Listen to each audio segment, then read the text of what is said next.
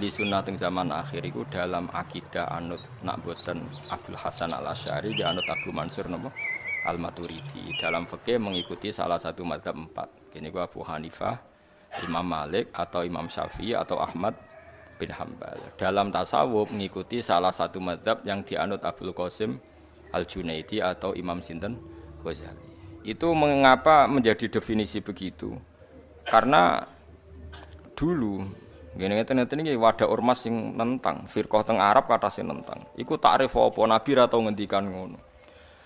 Kamu itu tidak usah terjebak dengan omongan mereka bahwa Nabi tidak pernah ngendikan definisi ahlu sunnah jamaah seperti itu. Ya tentu Nabi tidak akan ngendikan seperti itu. Zaman Nabi kan belum ada Imam Ghazali, belum ada Abdul Qasim Al Junaidi. Tapi kita percaya dengan definisi seperti itu. Karena kita tetap percaya ahli sunnah adalah orang yang kata Rasulullah ma'ana alihil yawma wa ashabi, orang yang mengikuti perilaku saya dan mengikuti para sahabat saya. Itu teks yang dikatakan Nabi. Lalu kenapa kita menyebut imam-imam kita, sanad-sanad kita? Karena kalau kita tidak menyebut, pertanyaannya adalah kamu kok tahu kalau sahabat melakukan itu kata siapa? Kata guru saya. Kan kamu tidak bisa langsung mengatakan kata Nabi. Leo Nabi rawimu sapa? Imam Bukhari. Imam Bukhari itu sapa? Murid Imam Syafi'i. Imam Bukhari itu periodenya setelah Imam Syafi'i. Saya hafal sanadnya Imam Bukhari sampai Rasulullah. Saya punya sanad saya sampai Imam Bukhari. Sehingga kita mau tidak mau harus nyebut ulama. Misalnya kita takoki, kowe roh Amerika, gak roh. Kok roh nang Amerika ono delok ning TV. Wong TV e mbok dadekno sanad kok Imam Syafi'i ora ono sanad. Kowe kok roh nak ketua DPR tersangka, jari sapa? Jari TV. Sanatem kok di TV. Kowe ora iso, roh dhewe. Ora mungkin kowe roh KPK pas nyidang. Saiki tak takoki, Nabi dawuh ngene, ora usah ulama, Nabi langsung. Kowe kok roh nak Nabi dawuh ngono? Kowe muni liwat ngipi kok Dimas Kanjeng kowe. Gelem ra gelem kowe kudu nyebut guru. Mulane ana tradisi nyebut sanad, disebut nyebut ulama. Tapi santri-santri saiki ya kadang goblok, ana wong ngomong ngono. Enggak ada ulama yang penting Nabi. Ulama itu bisa salah, kalau Nabi tidak bisa salah. Lah kowe kok ora nak Nabi ra tau salah jare sapa? Jare ulama. Lah kok jare ulama, jare ora percaya. Mana nak goblok kok aja nemen-nemen. Goblok aja. Kulo yo gumun mbek wong modern. Goblok kok nganti ngono iku piye? Sanate ku piye? Makanya masyhur dalam ilmu thariqah, ilmu hakikat. Masyhur itu pepatah. Laula murabbi lama arafna rabbi, walau lal ulama lama arafnal anbiya. Laula murabbi umpama ora ana sing didik aku, lama arafna rabbi. Tentu kita ndak ngerti pangeranku iku sapa. Kita roh pangeran ana sing mulah. Kowe ora iso misale ruhin roh pangeran langsung roh ra iso diwari gurune. Nek pangeran iku wujud kidam bako dikenal gurune terus suwe-suwe engkek wis wusul. Iku mau engkek ngono tok hakikate liwat guru. Kowe roh Kanjeng Nabi mergo aku misalnya. Misale kula murid Mbah Mun murid Mbah Zubair murid Mbah Fakih Mas Kumambang, Mbah Fakih Mas Kumambang murid Mbah Mahfud Termas. Mbah Mahfud Termas iku murid Sayyid Abi Bakar Sato sing aran I'anatul Talibin, murid Sayyid Utsman Sayyid Zaini Dahlan murid Sayyid Utsman Ad-Dimyati terus nganti tok Imam Syafi'i. Nah, Imam Syafi'i gampang, Imam Syafi'i murid Imam Malik di guru jenenge Ibnu Syihab Az-Zuhri, Ibnu Syihab di guru jenenge Imam Nafi' di guru jenenge Abdullah bin Umar menangi Kanjeng Nabi Muhammad sallallahu alaihi wasallam. Kowe kudu hafal sanad. Lah nek rapal yo nempel, pokoke jare Gus Pak ngono. Lah wis iku gampang wis. Luwih napa? Gampang. Wis ana ahline takok wae kok angel apa. Tapi kamu mau, nah sehingga karena nanti klaim tentang Nabi itu bias, bikinlah kriteria siapa yang sanadnya paling akurat tentang tauhid. Kita menyebut Abdul Hasan Al Asy'ari sama Abu Mansur Al Maturidi. Siapa yang paling akurat dalam sanad ilmu tasawuf? Kita menyebut Abdul Qasim Al Junaidi dengan Imam Ghazali. Siapa yang paling akurat dalam sanad fikih? Kita menyebut misalnya Abu Hanifah. Siapa urutannya? Imam Malik, Imam siapa? Syafi'i, Ahmad bin Hambal. Ini sesuai periode. Karena wulidas Syafi'i yauma mata Abu Hanifah. Imam Syafi'i itu lahir ketika hari kematian Abu Hanifah. Kila seperti itu. Yang jelas tahunnya sama. Sehingga kita harus nyebut Abu Hanifah dulu karena paling senior, paling awal. Imam Syafi'i itu sering tawassul, sering wasilah sama Siapa itu? Abu Hanifah. Ini sudah tak petakan, saya baca yang sensitif lah, so yang ini ya. Ziyad al-Babus Samin, terus sebentar ini yang bab tawassul.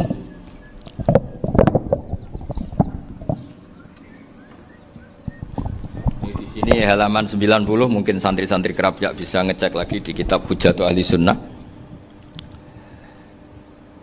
Ketika cerita tawassul, di antara yang diceritakan Mbah Ali Maksum adalah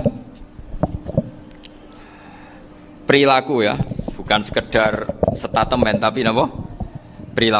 Perilakunya Imam Syafi'i atau ahwalnya kalau bahasa halusnya, yang selalu ke makamnya Abu Hanifah untuk tawassul. Padahal Imam Syafi'i itu orang yang secara ilmu sering kritik Abu Hanifah. Jadi ini saya baca ini di halaman 100, jadi tawassul mulai halaman 9 berapa ini sampai halaman ini yang qala sami'tu Syafi'iyya yaqul inni la atabarraku bi Abi Hanifah wa aji'u ila qabri fi kulli yaumin za'iran fa idza uridat li hajatun shallaitu rak'atain, halaman 100, waji'tu wa sa'altu wa ta'ala al hajat indahu fama tab'udu anni hatta tuqda. Kanal Imam Syafi'i ayyama huwa bi Baghdad yatawassalu bil Imam Abi Hanifah yaji'u ila dorihi fayusallimu alaihi wa yatawassalu ila Allah bihi fi qada'i hajati. Terus wa yatawassalu Imam Ahmad bi Imamina Syafi'i. Jadi di antara yang diceritakan Mbah Ali Maksum itu betapa Imam Syafi'i yang terkenal sering mengkritik Abu Hanifah dalam tatanan fikih karena beliau tidak percaya ada istihsan. Abu Hanifah berpendapat adanya istihsan, dan kita tahu lah ikhtilafu Syafi'i wa Abu Hanifah itu besar sekali. Tapi beliau itu tahu Abu Hanifah itu orang yang sangat soleh. Abu Hanifah itu kalau ketemu sama orang yang utang beliau itu yang lari bukan yang utang Abu Hanifah, karena takut orangnya itu izin. Jadi kalau ketemu yang utang di jalan itu yang sembunyi itu Abu Hanifah. Kenapa engkau sembunyi? Ada yang utang saya lewat, nanti orangnya malu. Jadi setingkat Robi'ah Adawiyah itu beliau di rumah ada maling itu sembunyi. Ditanya kenapa engkau sembunyi? Malu, gak ada yang dimaling. Malu sama malingnya karena serumah itu gak ada barang yang layak dicolong itu. Itu Robi'ah dia sembunyi. Itu yang bisa niru itu Abu Hanifah. Jadi wali-wali besar ini ternyata saling menghormati dan saling tawassul. Nah saya berharap tawassul ini bukan sekedar perilaku sosial, tapi memang ada sanatnya. Sehingga terus diceritakan Bali di sini dulu istaqa Umar bil Abbas. Kata siapa tawassul harus dengan Rasulullah SAW? Dulu istaqa Umar bil Abbas. Sayyidina Umar itu tawassul istisqa dengan Sayyid Abbas. Padahal kita tahu Sayyid Abbas ini tidak nabi. Terus beliau cerita sampai Imam Syafi'i tawassul sama Abi Hanifah. Sehingga nggak ada perdebatan itu kan Umar. Kalau Umar kan ada jaminan boleh diikuti karena beliau sahabat. Bali cerita tentang Imam Syafi'i yang tawassul dengan Abu Hanifah. Seargumentatif itu. Maka saran saya kepada alumni Kerapjak, santri-santri Kerapjak, karena saya hanya berani ngomong sama santri Kerapjak, sama mas saya ada berani kalah sepuh. Itu tradisi keilmuan itu harus dijaga dengan hujjah dan dengan tadwin, dengan pembukuan. Saya punya sekian cerita ya, misalnya dulu kita mungkin iskal itu janggal. Kenapa sih orang Islam tukaran sama orang Islam itu? Sehingga di antara doa Nabi yang enggak dikabulkan Allah, enggak boleh dikabulkan sama Allah, enggak boleh, bukan berarti enggak mustajab. Redaksinya famana aniha, memang enggak boleh. Redaksinya bukan falam yastajib lahu tapi famana aniha. Di Al-Marrah As-Salisa ini Nabi dilarang, yaitu melarang umat Islam itu jangan sampai tukaran sama umat Islam sendiri. Itu kata Allah, ya tidak bisa kata Allah, kalau itu tidak saya kabulkan. Itu dulu guru-guru kita nyontohkan sederhana. Kira-kira kalau saya tukaran wek Gus Zofuru, mbah mun luwih ikhlas timbang ditukari wong liya. Nakno kakak ditabuk adik, wong tua luwih ikhlas timbang ditabuk tangga. Barokahnya membaca kita lebih mentoleransi. Kalau ada Mbah Hashim dikritik Mbah Fakih Mas Kumambang, kita ikhlas itu. Tidak dikritik guru PAUD, itu kan. Atau dikritik orang-orang yang nggak bisa ngaji. Artinya ternyata keliru kita bilang kiai kok tukaran. Justru bagus kiai tukaran. Dibanding kiai dikritik guru PAUD, atau dikritik orang-orang yang nggak bisa baca kitab. Akhirnya barokahnya baca kita menjadi tahu. Dulu Mbah Mun sering cerita, ini masih cerita silsilah ya. Jadi Mbah Ali Maksum tadi kita tahu di antara guru besarnya Mbah Ali Maksum tentu Mbah Mahfud Termas. Beliau adalah adik dari Kiai Mahfud Termas. Mbah Dimyati ini adik Kiai Mahfud Termas. Itu punya saudara namanya Abdul Razak, juga punya saudara namanya Dahlan. Itu yang membawa Thariqah Syadziliyah di Solo Raya, yang sekarang alhamdulillah diteruskan Gus Wafi. Dulu di antara pesannya Mbah Mun ke saya, hak Wafi kandani kon ziarah ning Mbah Dimyati. Mergo Thariqah Syadziliyah dulu itu yang bawa keluarganya Mbah Dimyati. Jadi semuanya ini masih dzurriyyatan ba'duha min ba'd. Nah pesan saya karena tadi Mbah Munawir yang termasuk orang pertama yang bawa Quran, bawa Qiraah Sab'ah. Kenapa saya bilang termasuk? Karena kalau bilang paling yang pertama ini nanti butuh data. Dan itu agak kerepotan lah. Tapi yang jelas mimman istahara lah. Mimman istahara yang membawa Sab'ah ke sini itu adalah Mbah Munawir. Terus beliau ngajarkan diantaranya ke Mbak Arwani pakai kitab Satibi, pakai kitab Nazmus Satibi. Terus Nazmus Satibi itu diteruskan oleh Mbak Arwani, ditulis. Yang nulis dulu Mbah Dola Salam. Bapak saya itu murid Mbah Dola. Dulu Mbah Dola sebelum ke Mbak Arwani ngaji sama Ki Said di Sampang. Bapak saya sebelum ngaji di Mbah Dola sudah hafal Quran lewat buyut saya sendiri namanya Ki Zubaidi. Yang Ki Zubaidi akhirnya jadi menantunya Mbah Ahmad Syuaib. Jadi buyut saya kandung ini namanya Sofiyah, itu angsal keluarga Lasem, yang adiknya Sofiyah ini punya adik Badi'ah yang jadi ibunya Ki Sahal. Terus Ki Sahal punya Mbak Yu namanya Muzayanah, punya di garwa Ki Mansur punya anak Gus Qayyum.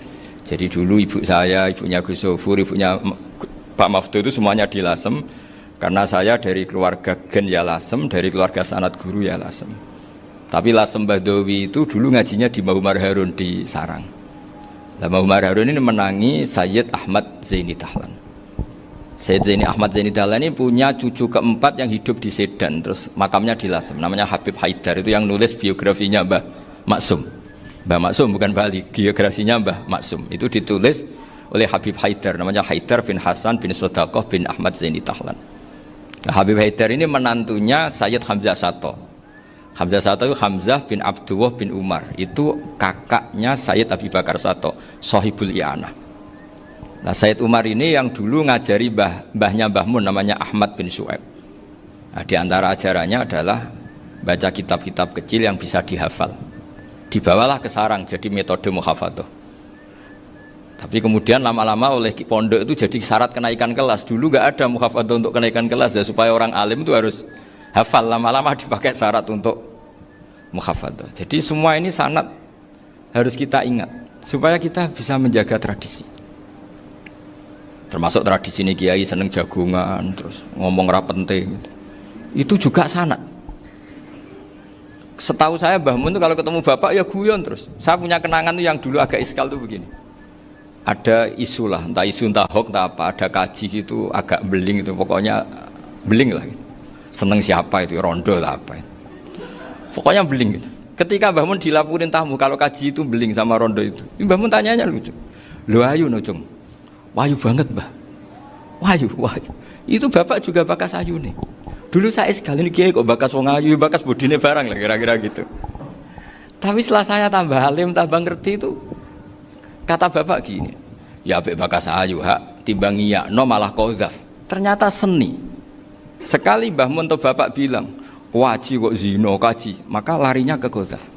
Maka menghindari bahasa menuduh, ngomong yang enggak penting. Lho ayu no. Jadi kiai dulu tuh orang sok suci tapi menghindari hal-hal yang jadi punya seni untuk ngelola kehidupan. Orang bermalam-malam jagungan sama teman asik itu kan perlawanan terhadap nafsu kita, syahwat kita untuk mungkin nikmati dugem di bar atau di tempat-tempat maksiat. Itu setan di Indonesia tuh kakuati sama Ki Jawa. Orang supaya tidak tertarik maksiat itu Ki Jawa cukup ketemu kancane masak terong guyon, gejol-gejolokan zaman mondok, sewengi lulus sangka maksiat. Bar wis tutup. Perlawanannya sederhana, nggak pakai tahajud, nggak pakai wiridan, karena Ki Jawa juga kalau rapati potongan ahli ibadah gitu, jagungan gitu. Jadi setahu saya roh saya itu pernah lihat Bali itu sekali ketika beliau ngisi ceramah di Mbah Hamid Bedowi. Saya masih kecil diajak bapak. Dulu kalau bapak ngelihat Bali sama Mbah Hamid itu mesti nangis karena dua orang alim bertemu. Yang akhirnya ya bisanan itu. Mbah Hamid punya anak Gus Nasih, di sini ada Mbah Nafisa, terus jadi Mbak Salih Hindun itu. Jadi dulu itu ya guyon terus ketika ketemu. Itu yang sering bodoni Mbah Hamid itu ya Ki Bisri. Ki Bisri itu kalau datang ke Ki Hamid Pasuruan, nak wali tenan aku teko ditata nomangan. Jadi ukurannya ya. Ternyata sampai sana dikeimangan tenan. Masih belum mengakui, kan nak wali tenan aku iki kiai rung di mobil, dongakno aku di mobil. Sudah kalah satu seri itu masih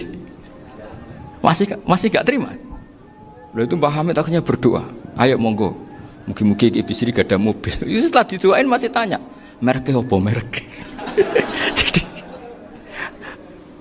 itu Mbah Hamid jawab, yo paling Holden itu, paling Holden. Itu nyari mobil itu ya adalah dapatnya Holden. Suatu saat Mbah Bisri ditudang Mbah Hamid gak dikasih bisaro, karena utangnya sudah banyak Mbah Hamid, Mbah Bisri ini utang tadi, utang doa tadi. Itu ya gak dikasih bisaro, ya gak mau kesang apa-apa kelambimu kayak aku. Didol sama muhibbinya Mbah Hamid, itu harganya melebihi jatah bisaro. Ketemu Mbah Hamid, Kang, susuke Kang, mergo. Jadi dulu itu rileks, makanya ini yang diceritakan ke Zofur. Sebetulnya kalau kiai-kiai itu bersanat itu ya rileks, hidupnya itu rileks. Karena rileks ini perlawanan terhadap kemungkaran. Saya dulu musyawarah sering sama Gus Zofur usul fikih. Itu jelas di antara yang ditulis Lubil Usul itu. Ya kita tahu tadi misalnya sanad usul fikih, Mbah Ber itu sangat al-usuli Kiai Zubair Dahlan, abahnya Mbah Mun. Punya murid diantaranya Kiai Sahal. Kiai Sahal punya karangan Thariqatul Husul fi Syarhi Lubil Usul. Itu Thariqatul Husul itu beliau ngendikan dalam mukaddimah bahwa saya bisa mensarah ini berdasar ngaji maknani sama Mbah Zubair.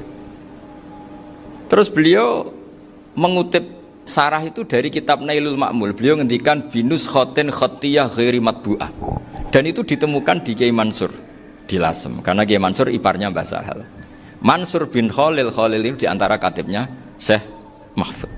Jadi semuanya ini sambung. Mbah Ber saking ahli usul fikihnya, kalau ngajar usul fikih itu kalau guyon takriran saya ini lebih memahamkan ketimbang sarah. Ya sudah, terus Mbah Zubair Kiai Fakih, terus Syekh Mahfud. Di sini Syekh Mahfud termasuk orang yang dekat Mbah Munawir, sampai putrane Mbah Mahfud namanya Gus Muhammad dibawa Mbah Munawir, kemudian mondok di Termas diantaranya, terus dinikah jadi menantunya kalau nggak salah Haji Taslim di Betengan, kemudian sekarang juriannya Mbah Mahfud di Betengan. Ini nggak boleh hilang secara seperti itu. Diantara di usul fikih diterangkan, ketika diantara 5 hukum itu ada yang bernama mubah. Mubah itu boleh dilakukan, boleh ditinggalkan, dan kalau dilakukan ya tidak berpahala, tidak disiksa. Itu ada ulama yang protes nggak bisa seperti itu. Itsma min mubahin ila wa tahaqqaqu bihi tarku haramimma. Fa'il zamu minas sukun tarkul qatli wa minas sukut tarkul qadaf. Tidak bisa, mubah itu tidak ada. Kalau kiai jagungan semalaman, itu Allah ngitungnya itu hada taroka dugem, wa hada taroka delok dangdut, wa hada taroka kada wa kada. Oh, itu luar biasa. Dan kita ngikuti yang seperti itu saja.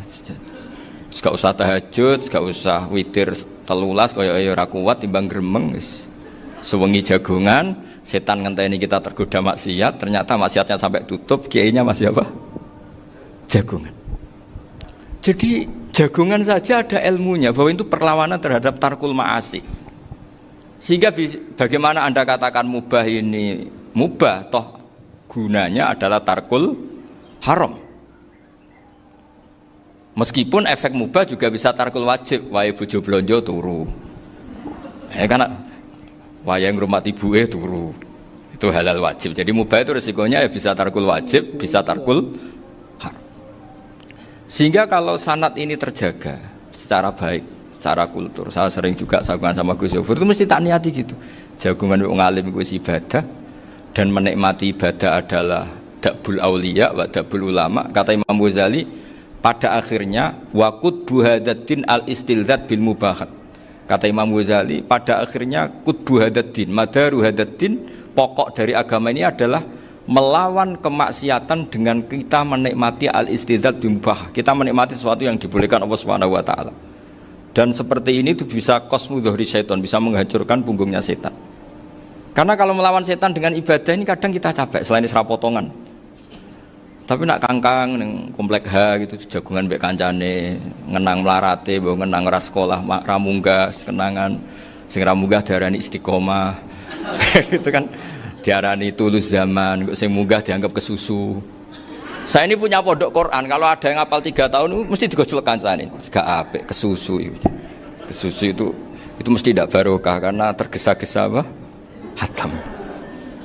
Sehingga yang enggak hatam-hatam itu kayak partai mayoritas. Ini yang partai tulis zaman katanya. Ahlus sabri katanya. Akhirnya di pondok gara-gara itu mau guyon, tapi enggak ada stigma sih yang enggak naik. Di pondok sarang itu saya punya temen itu banyak yang sekelas dengan saya, sekelas sama Gus Kamil, akhirnya sekelas dengan Gus Sofur. Padahal saya ini kakak kelas. Saya temannya, Gus Kamil temannya Gus Sofur. Ini anak ini enggak pernah naik. Itu enggak dinyek, enggak dicibir di pondok.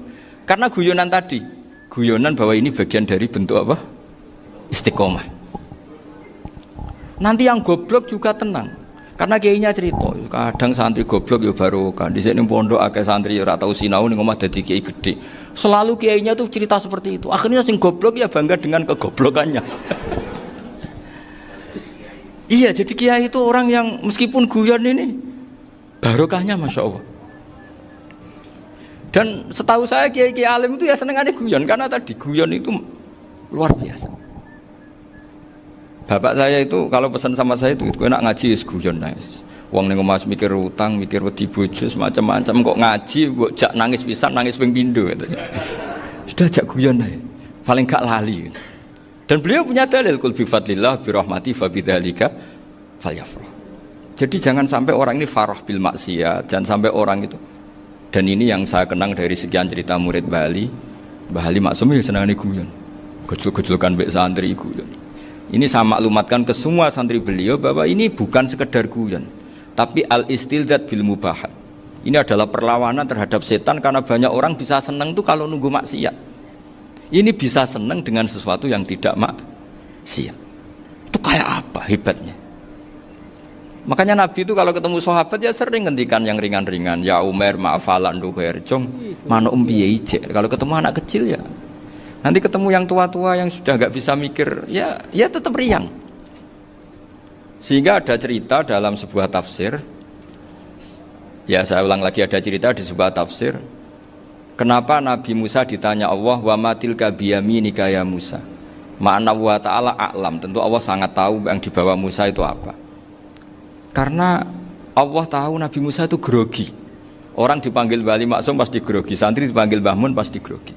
Kenangan saya setiap dipanggil Mbah Mun ya mesti tanya, yang ringan-ringan, wis sarapan ha. Arung sarapan ya sarapan. Pas sarapan ya kan tanduk mangan sing enak, wong santri ora tau mangan enak. Ya enggak pernah ngomong yang penting, ngendikan yang penting. Nah, karena Nabi Musa ini grogi, ini sebagian tafsir. Itu ditanya yang ringan, saake iku nggawa apa? Karena pertanyaannya ringan, Nabi Musa juga ringan. Ya Nabi Musa itu sampai lali, itu pangeran sing ya'lamu sirra wa akhfa. Diterangno. Niki tongkat Gusti. Gunane kathah Gusti tongkat iki. Qala ya aso ya atawakkau 'alaiha wa ahusyu biha 'ala ghanami wal ya fiha ma'arifu ukhra. Oh, tongkat Gusti niki penting Gusti. Nggih nak. Nggih macam-macam lah Gusti. Atawakkau 'alaiha wa ahusyu biha 'ala ghanami kangge menghalokan. Masih terangno terakhir dan yang lain-lain Gusti. Wal ya fiha ma'arifu ukhra. Sehingga akhirnya rileks karena Nabi Musa terus ngerti ternyata ketemu pangeran itu gak seserem yang saya bayangkan gitu. Pertanyaannya ringan itu ada ilmunya.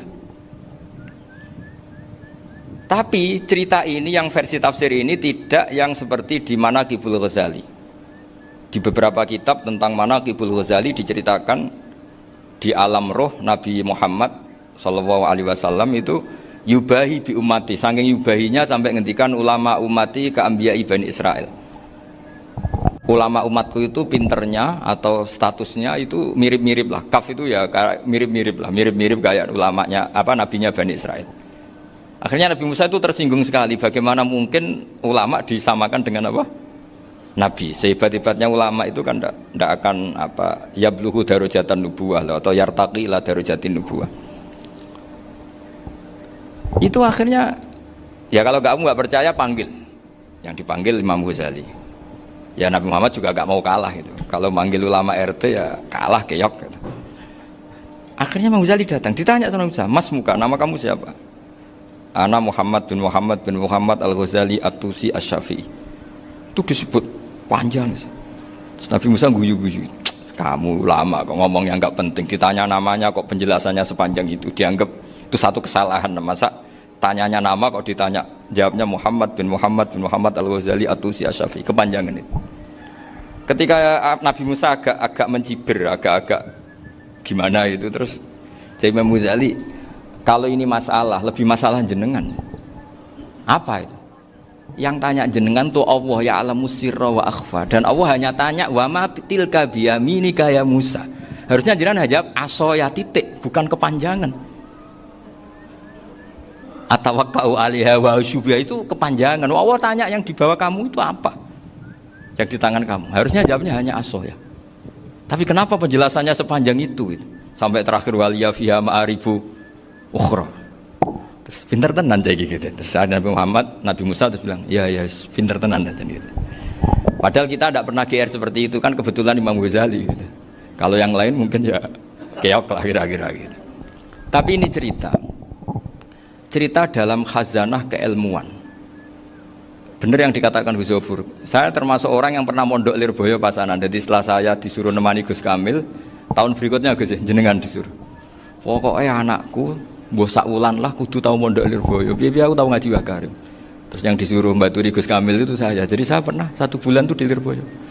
Karena saya ini santri beling ya, kontraknya pokoknya penting ziarah Bakarim. Biasanya nggak pernah ngaji, ya, pokoknya gerbar ngisa. Ziarah ya sudah.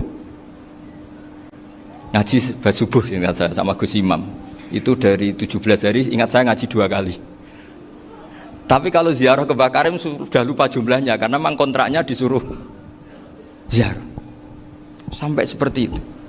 Dan saking senengnya bangun sama Bakarim saya masih ingat. Ngamplopi salam template itu masih ingat untuk Gus Anwar, untuk Gus Imam, untuk Gus Kafabi, termasuk untuk Gus Maksum. Itu malam-malam saya dijak ngamplopin. Zaman itu saya masih ingat selawewu. Zaman itu kos 1 bulan itu 13.000. Jadi kira-kira kalau 25.000 itu untuk kos 2 bulan. Jadi saya krusnya itu pakai kos. Saya masih ingat Mondok Sarang itu kos 1 bulan 13.000.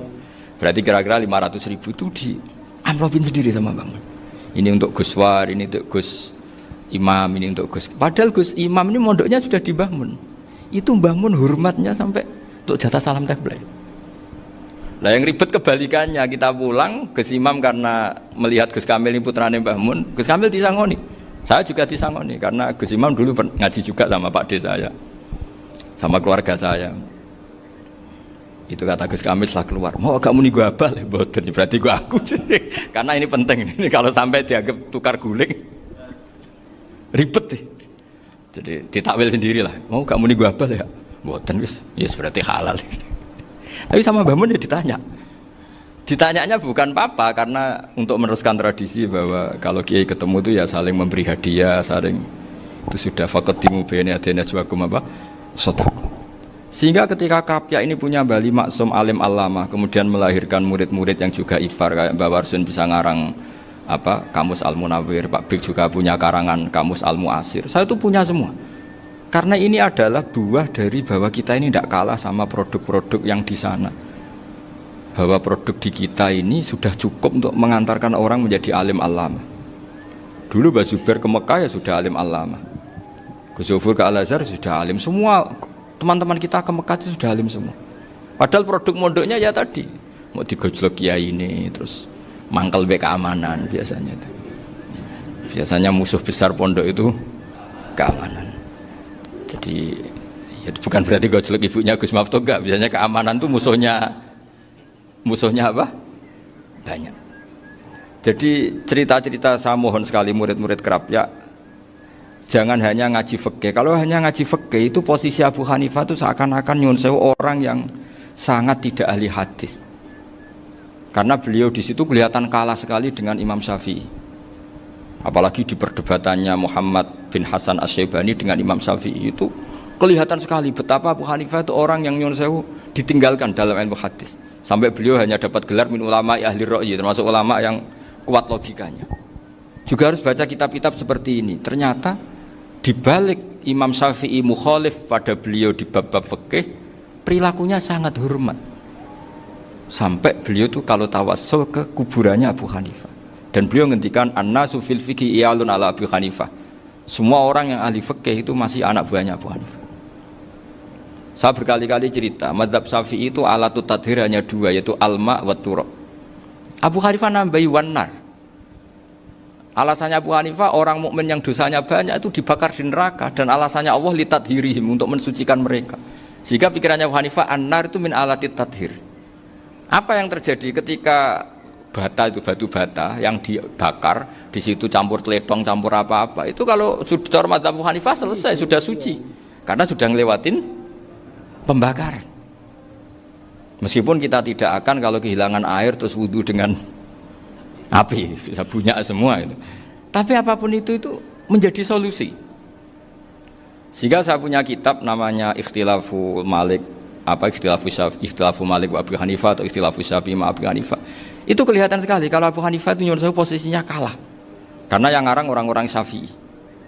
Tapi kalau melihat kitab-kitab kewalian, misalnya di kitab Mizan Kubro, ini juga sering disebut kisah itu Mbak Ali Maksum tentang Imam Sa'roni. Berkali-kali beliau mengutip Mizan Kubro. Itu Abu Hanifah adalah orang yang sangat mukasyafah. Artinya ketika Nabi cerita air wudhu itu menjatuhkan dosa, tidak ada air wudhu yang jatuh ke kamu kecuali saat itu juga dosa kamu jatuh. Itu beliau datang ke Madharota Kufah. Kemudian beliau bilang sama si orang tua tadi, tub anizina. Orangnya terus bilang atubu minazina. Ada lagi pemuda datang dibilangin tub an ukuki walideka, terus bilang tub tu an ukuki walidayya. Sampai yang terakhir ada tub an simai alatilahwi atau an samai alatilahwi, terus tub tu an samai. Ketika orang itu ditanya, kenapa engkau begitu tahu dosanya apa? Saya tahu air wudhu ini menjatuhkan apa. Jadi kira-kira kalau zina mungkin ya batang babi lah. Kalau hanya sekedar melihat mbak-mbak mungkin ya curut atau tikus lah kira-kira gitu. Nak dulu sediluk ya mungkin ya tikus cilik gitu. Nak dulu suwi ya tikus werok itu atau apalah. Pokoknya beliau itu tahu. Tapi anehnya Abu Hanifah apa? Setelah itu dia nangis minta mukasafahnya ditutup. Ya Allah, saya ini mukasafah kok malah menjadi tahu sawatil mukmin. Padahal aturan syariat jenengan man satara musliman satarahu, bahwa enggak baik melihat jeleknya orang mukmin. Minta ditutup. Makanya saya ini bangga ada mukasafah. Makom yang kita sampai sekarang tuh makom setelah Abu Hanifah mukasafah. Jadi Abu Hanifah repot-repot mukasafah, minta makomnya ditutup tidak menjadi mukasafah. Dan alhamdulillah kita sudah tidak mukasafah sebelum minta ditutup. Jadi kita ini keren. Keren karena aturannya itu man satara musliman satara huwa, yang tidak tahu aibnya orang muslim maka Allah akan nutupi aibnya di akhirat. Dan kita alhamdulillah barokahnya tidak mukasafah, tidak ngerti aibnya orang mukmin. Jadi kita harus pakai patokan ilmu. Saya ulang lagi, kita harus pakai patokan. Makanya saya tahu betul ketika Kiai Hamid Pasuruan, beliau dulu ngaji Jamul Jame, ngaji Juman, Bali Maksum di sana sama Gus Habib, sama Gus Muhammad bin Mahfud, termasuk mbah saya kandung dulu Kiai Sidik, mbah saya yang itu juga ngaji di Termas. Bapak saya dulu Kiai Nur Salim ngaji di Buyut Baiti. Dulu itu kawin juga sederhana, kayak cerita Gus Sofur. Jadi bapak saya kandung itu Kiai Nur Salim itu ngaji di Mbah Baiti. Mbah Baiti itu adik kandungnya buyutnya saya dari ibu. Nah, Mbah Baiti itu teman akrabnya mbah saya namanya Kiai Nur Sam, Mbah Nur Sam. Singkat cerita terus Nur Kiai Jorabi Arabekno itu. Setelah bapak saya ke Badullah mau ditawarin jadi mantu, kata bapak saya kula pun dipek mantu Mbah Baiti. Akhirnya dapat ibu saya itu. Karena ibu saya itu cucu Mbah Baiti, cucu lambung. Jadi mbahnya ibu saya itu mbakyunya Mbah Baiti. Namanya Mbah Sofia tadi yang dapat Mbah Idris itu. Yang Mbah Idris ini bin Umar. Ya Mbah Umar yang mbahnya Mbah Hamid, Hamid bin Abdul bin Umar. Kalau bahasa itu Fatimah binti Idris bin Umar. Dulu kecilnya Mbah Idris namanya Abdul Khalik. Kalau kecilnya Mbah Hamid namanya Abdul Mukti. Kalau kecilnya Mbah Maksum namanya Muhammadun kalau nggak salah. Dulu itu orang dulu itu namanya dua-dua karena diganti ketika musim apa? Haji. Jadi ini terjaga. Sehingga tidak ada ceritanya kiai-kiai yang jagongan kemudian santrinya itu yang agak-agak khawarit. Kiai kok sungi-sungi jagongan, gak tahajud, gak duha, itu tidak ada seperti. Karena ini dianggap fi'lul mubahat untuk melawan mungkarat. Jadi Sehingga di kitab Ihya diterangkan, kamu jangan ngira orang-orang soleh ketika jagungan itu min ahlil bitolah wa takasul. Itu orang-orang yang pemalas itu enggak.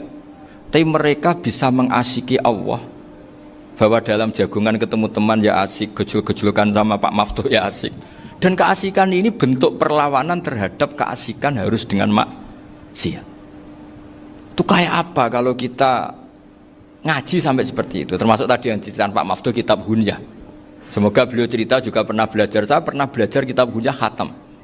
Itu diantara yang diceritakan Syekh Abdul Qadir Al-Jilani tadi kata beliau Al-Jilani dipakai Jim Al-Jilani. Ini agak beda dengan kita. Mbah Zubair itu punya kitab namanya Al-Qalaid Al-Luluyah. Beliau menfatwakan nama-nama ajam itu kamu bebas. Ajamiyun fasna bihi masyita. Sehingga kita kalau punya kiai harus mau qolal ustukhri. Sehingga mau qolal istukhri. Tirmidzi juga nasibnya sama. Qolat rawahut Tirmidziyu. Sing sitok rawahut Turmudziyu. Yang satu rawahut Tarmidziyu. Ya karena kita keluarganya Tarmidzi apa enggak gitu. Makanya kata Mbah Mun sama masih ingat. Kata cerita Gus Zofur tadi, adabnya Gus Zofur itu cerita tentang keluarga ibunya. Padahal keluarga ibunya juga orang-orang soleh yang luar biasa. Itu kata Mbah Mun, kowe roh jenenge Imam Bukhari tahu ya.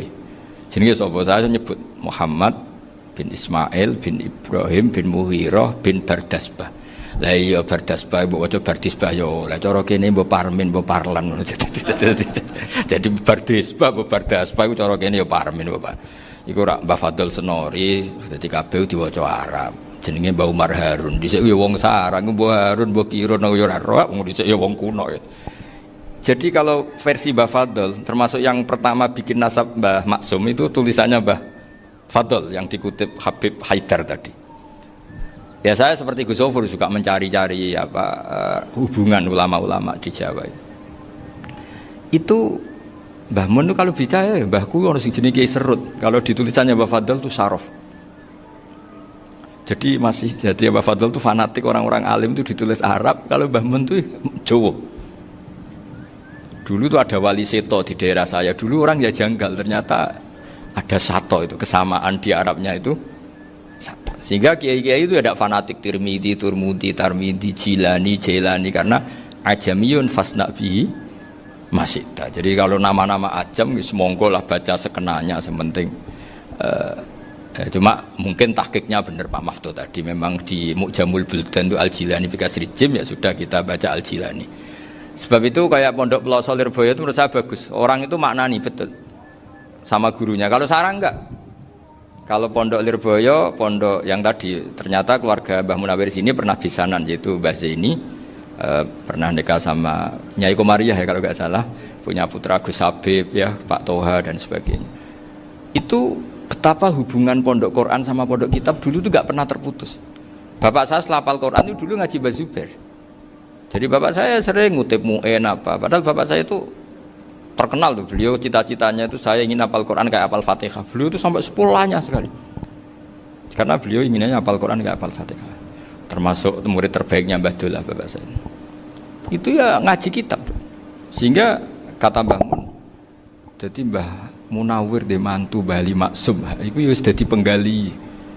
Sudah dipenggali dituruti pangeran.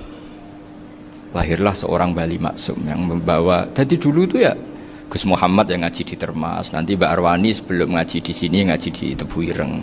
Sehingga Mbak Arwani bisa ngarang kitab. Beliau ngarang kitab tentang Sab'ah, Faidul Barokat namanya. Ya nulisnya ya fasih ya. Saya punya tulisan tangannya Mbak Arwani itu banyak. Saya juga punya tulisan tangannya Mbak Hasyim Asy'ari ketika nyurati buyut saya yang di Damaran itu pakai bahasa Arab. Jadi dulu itu Mbah Ali Maksum juga sama, surat-suratannya dulu sama tokoh-tokoh Muhammadiyah ya bahasa Arab.